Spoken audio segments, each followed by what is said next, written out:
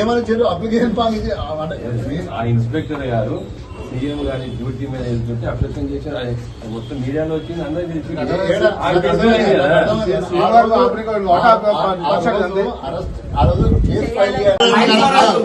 Arrest చేయమని చట్టంలో ఉందా?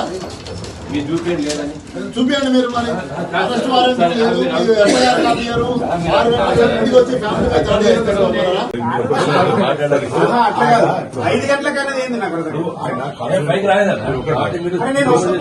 ఆయన కాన్స్టిట్యూషన్ పోస్ట్ చేసిండు, మామూలు కమిషన్ చైర్మన్ చేసిండు.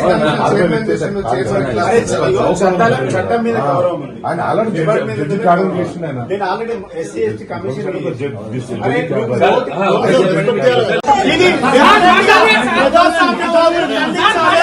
ఇలా స్వేచ్ఛ లేదు, మాట్లాడమని స్వేచ్ఛ లేదు. అరెస్ట్ చేస్తా ఉన్నారు, అన్యాయంగా అక్రమంగా 5 గంటలకు వచ్చి డోర్లు కొడతా ఉన్నారు.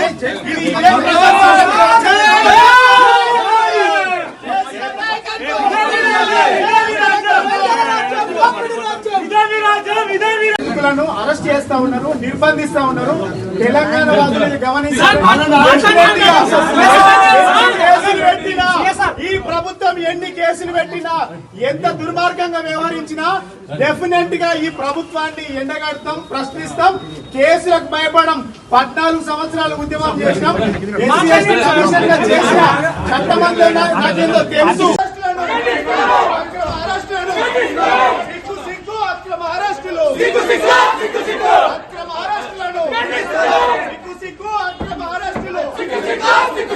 ఇదేమి రాజ్యం, ఇదేమి రాజ్యం, దొంగల రాజ్యం, దోపిడీ రాజ్యం. ఇదేమి రాజ్యం, ఇదేమి రాజ్యం, దొంగల రాజ్యం, దోపిడీ రాజ్యం. ఇదేమి రాజ్యం, ఇదేమి రాజ్యం, దొంగల రాజ్యం, దోపిడీ రాజ్యం.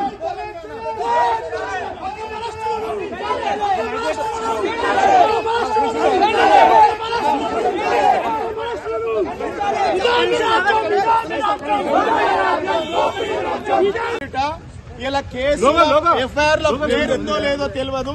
ఇలా అన్యాయంగా అక్రమంగా కేసులలో బనాయించి టీఆర్ఎస్ పార్టీ నాయకులను కార్యకర్తలను ఇబ్బంది పెడతా ఉన్నారు.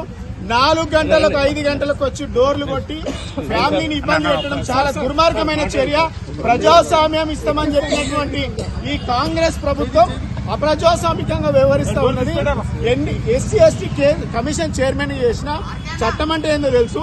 నోటీసులు ఇవ్వకుండా, ఎఫ్ఐఆర్ లో పేరు లేకుండా అరెస్ట్ చేయడం అని మేము తీవ్రంగా ఖండిస్తా ఉన్నాం. ఇది ప్రభుత్వం కుట్రపూరితంగా పెట్టేటువంటి కేసులు. ఎన్ని విద్యార్థి